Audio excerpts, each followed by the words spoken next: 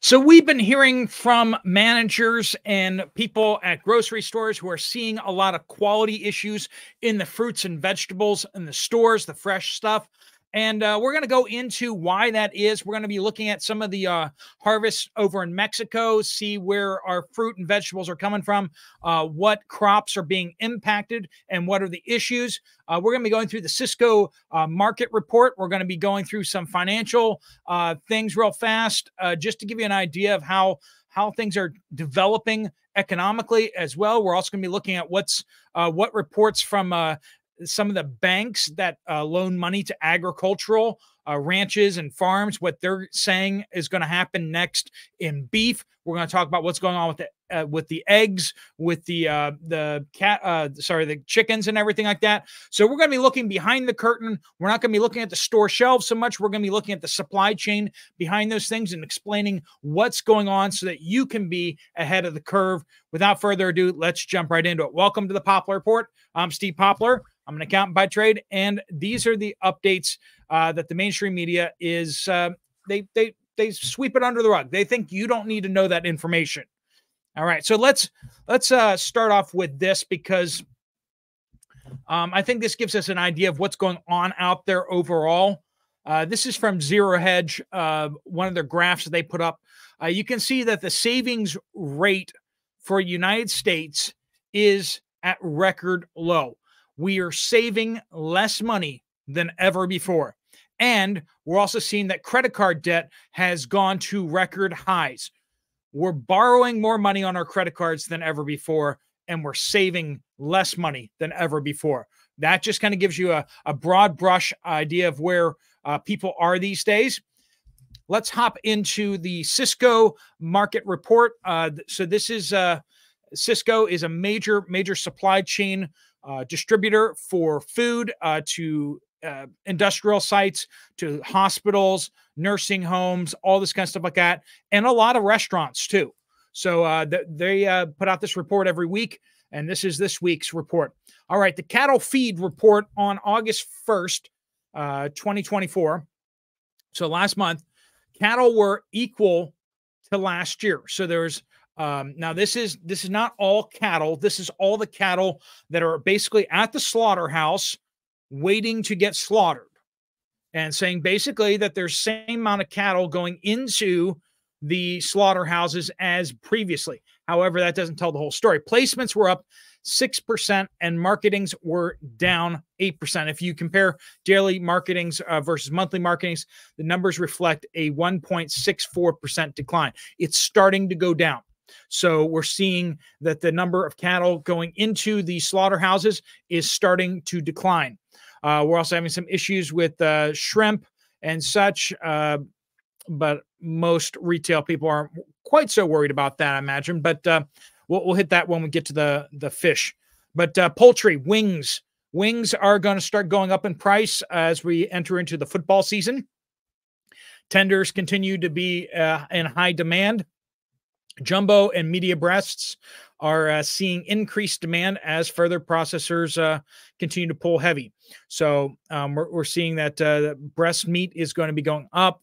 A small breasts continue to stay steady. Dark meat demand remains very good. Basically, all chicken is in demand right now. Pork.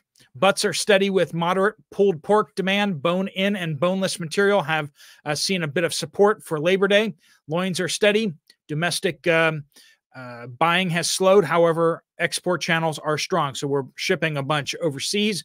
Ribs are mostly steady. And trim markets have softened. Supply is more steady. So nothing too big news there. Beef. Heading into the holiday, supply levels are ample. Plenty of beef out there, or at least there should be. Ribs and tenders are attracting interest, leading to packers raising and holding price offerings. Loin and top sirloin pricing continues to be softer.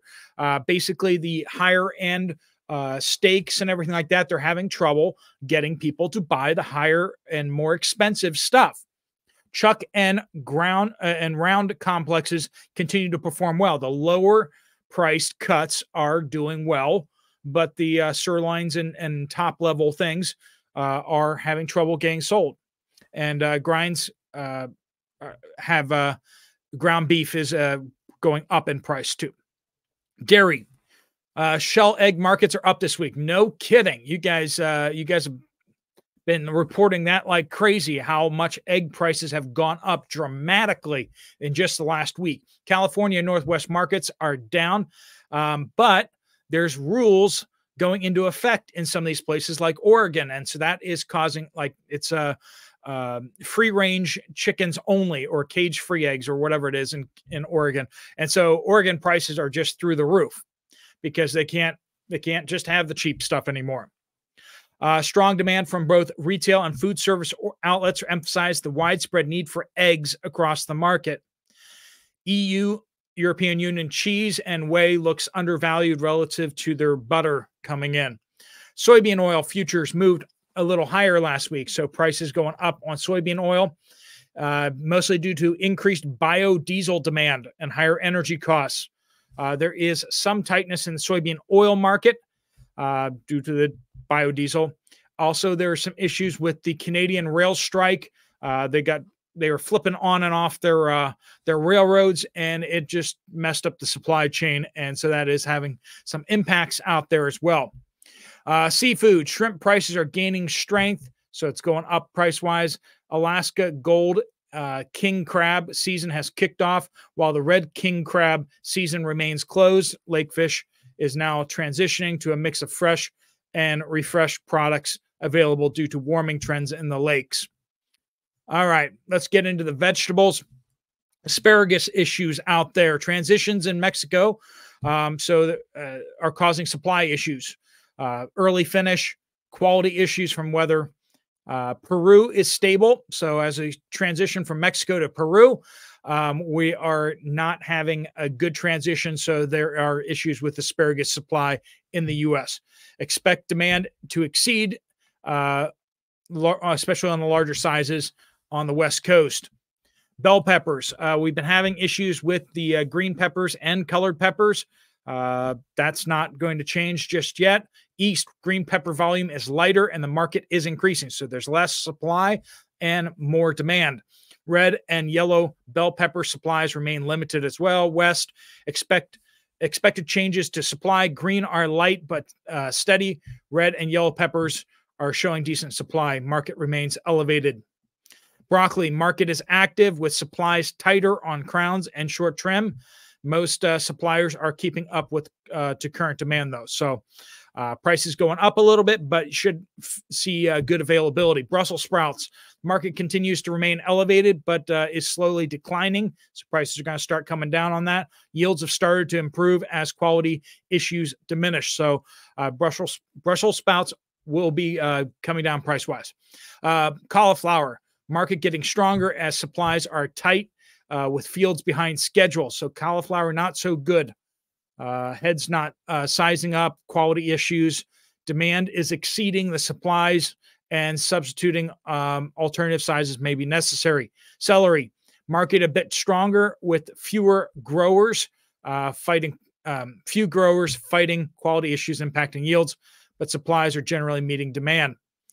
Cilantro, parsley, good supplies next week for cilantro.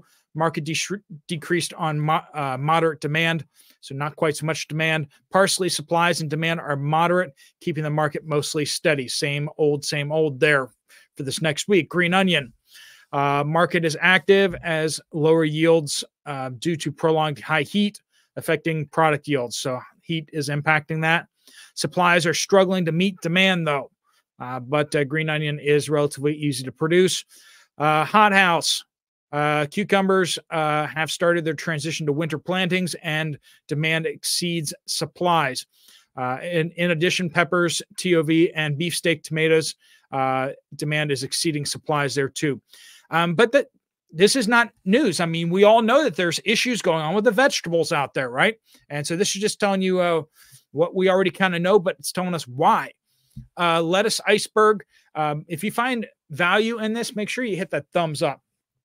Market's steady, but few growers are dealing with the sizing issues with some lots showing up the harvest. Overall quality is good. Supplies are meeting demand. So iceberg is doing pretty good.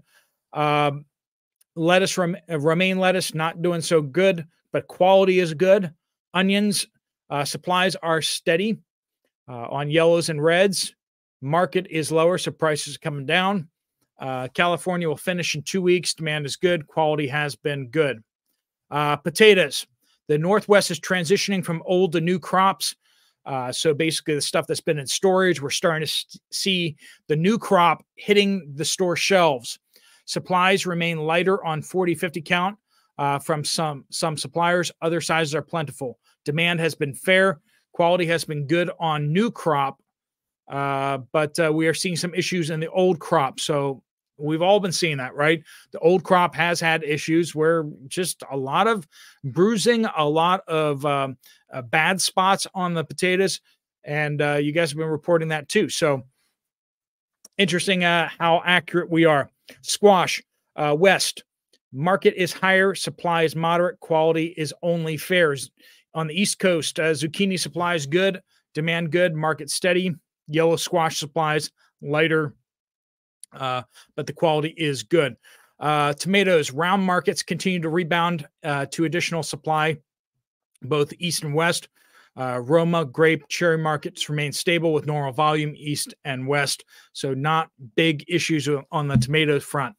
Avocados, Mexico prices steady on larger fruit and smaller is lower. So we're seeing if you want to get some cheap avocados, look for the smaller ones. Volume from all regions is similar to last week. So the disruptions we had in Mexico have been handled, and by and large, avocados should be relatively in stock. Citrus, we are having issues with citrus. Lemons, market is steady, and smaller are up in price.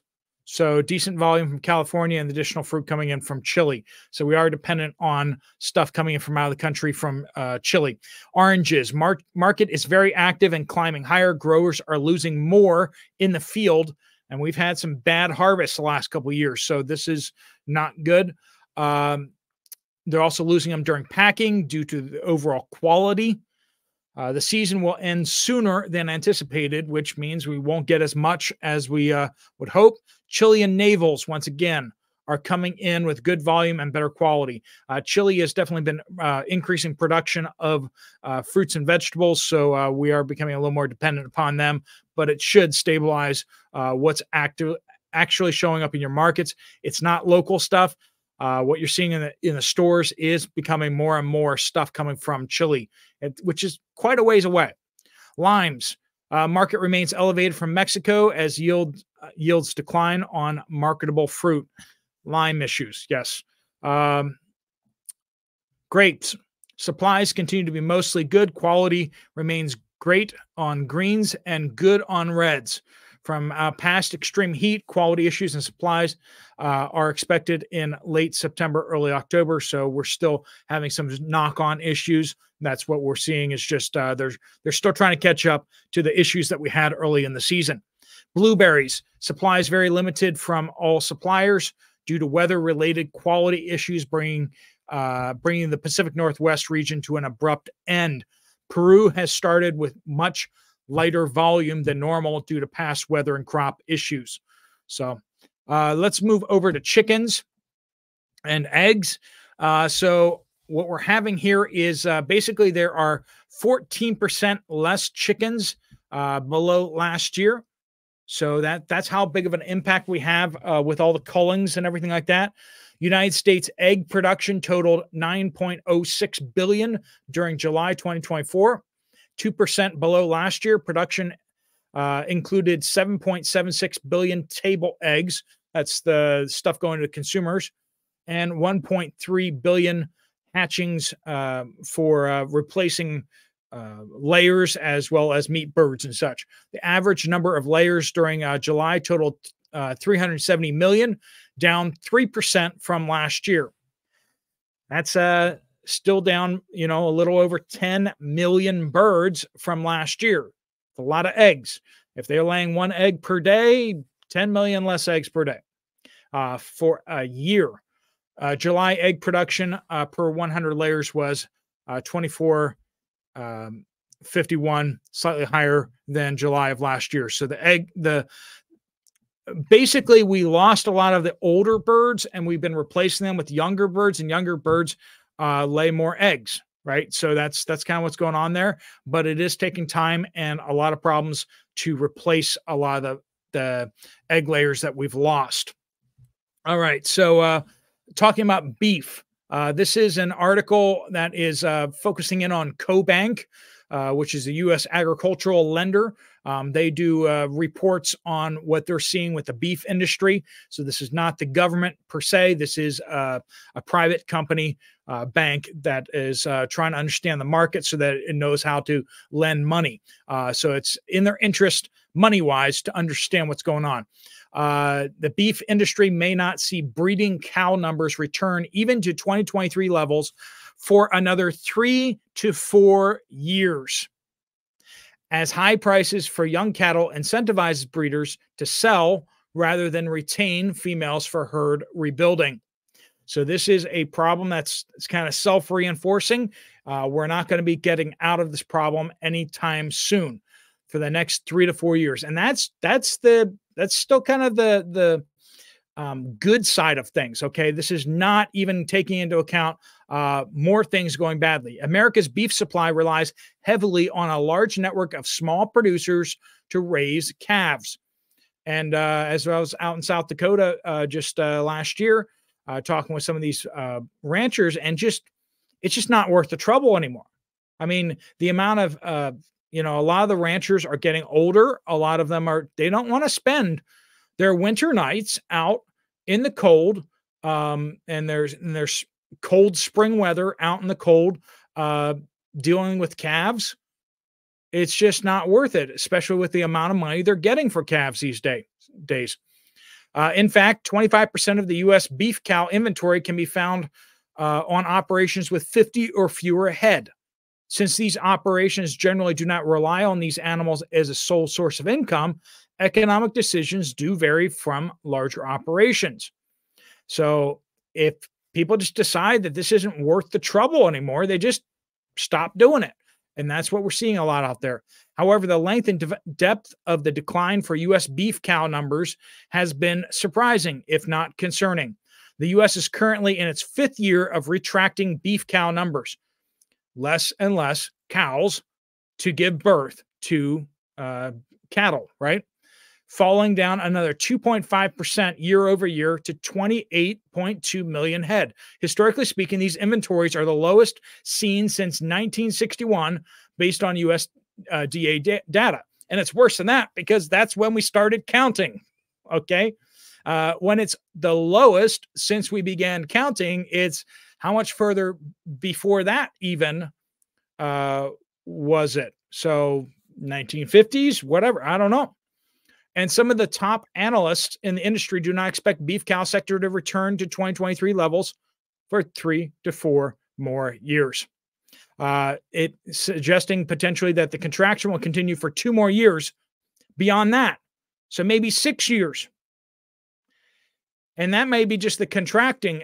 We may not even see the full rebound for even longer than that. It may be 5 years, maybe up to 10 years before our cattle herd actually gets up there, because we're not talking about cattle herd. We're talking about the beef cows, right? And the beef cows give us the calves, and to rebuild the flock, the herds, will take more years than even the rebuilding the cows. Once you rebuild the cows, then you can rebuild the herd, right? So we're talking about the beef sector is in serious decline right now. And we have people at the highest levels of government out there just absolutely dead set on pushing the industry off the cliff so that we have to eat the bugs, right? So that's what's going on out there. That's why we're kind of giving you a heads up and warning that beef is going to get a whole lot more expensive. Whether you're stocking up on purchasing canned beef like Keystone, or I forget that one that's down south that you guys all seem to say is there instead of Keystone, getting good quality canned beef. I'd suggest maybe not the GV brand, but that's just me. Or getting freeze-dried beef like Prepper beef. We That's real high quality stuff. It's freeze dried, or whether you dehydrate yourself or freeze it yourself, or um, or if you can it yourself. Whatever you do, just get stocked up on beef if you're going to want that in the future. All right, friends. Hopefully this was a useful video for you and gives you an idea of what's going on out there in the markets, not just what's going on the store shelves. Thanks so much for watching. If you want to check out another video from this channel, there's one right there on the screen. I'll see you over there, or I'll see you guys later. Steve Poplar of the Poplar Report out.